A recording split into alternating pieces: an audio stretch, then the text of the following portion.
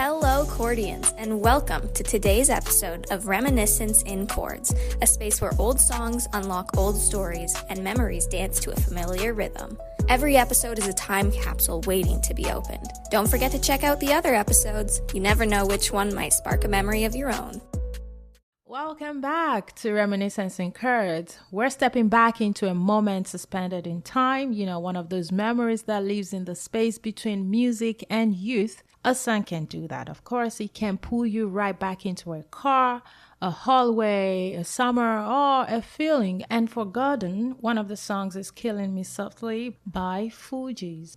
Just so you know, this song has lived more than one life. It was originally recorded by Roberta Flack in the early 70s, and it became an instant classic for the way it captured something so intimate, the feeling of hearing a song that understands you completely. Years later, the Fugees revived it in 1996 with Lauryn Hill bringing a soulful quality to it. That version, of course, reintroduced it, and for a lot of people, it became their version, including me. And at its core, it's about being seen without saying a word, about hearing something that feels like it's telling your story back to you.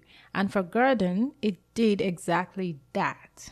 Just not in the way you might expect.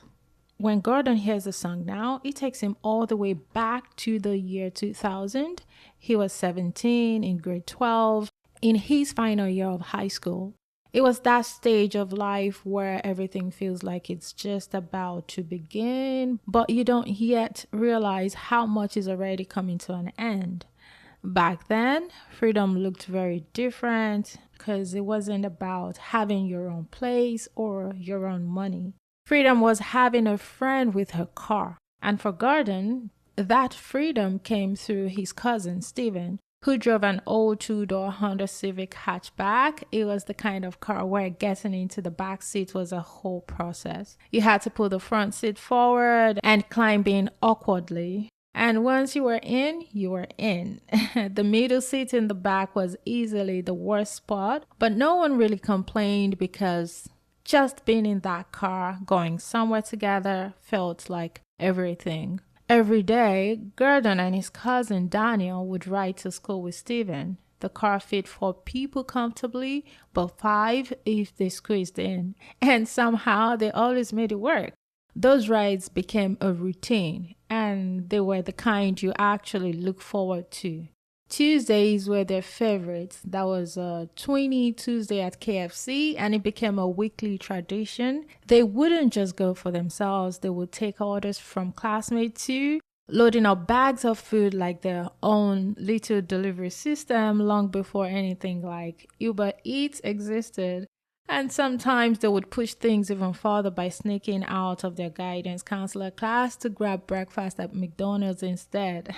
At the time, it felt like rebellion, but really it was just them trying to stretch out those small moments of freedom as long as they could. I know something about that garden. The parking lot had its own rituals too. Calling shotgun was serious business because it meant you got the front seat. But there was an unspoken rule that everyone respected. If you were stuck in the back seat, you controlled the music, and whatever you chose, the rest of the car had to go along with it. That's where some of their best memories were made. They turned those car rides into full-on karaoke sessions, unapologetically singing where everyone knew the lyrics and didn't care about how they sounded. 2 songs always stood out to Gordon: Killing Me Softly and Maria Maria by Santana, featuring the product G&B. Whenever either of those songs came on, Gordon says everything else stopped. The volume would go up, the windows would come down, and they would sing like they were performing for the entire world. Sometimes they would even sing out the window at other cars, not caring who was watching. There was also a girl named Maria, and just about every guy, including Gordon, had a crush on her. She was beautiful, but more than that, she was easy to be around. She was calm, friendly, and she would actually join them sometimes on those lunch runs, sitting in that same crowded car like it was no big deal. Gordon often wondered if she knew how many people liked her, and if she did, she never showed it.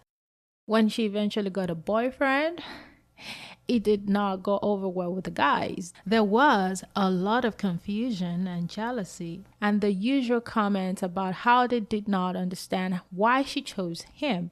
Looking back, it was such a small thing, but at the time, it felt significant, like something that actually mattered.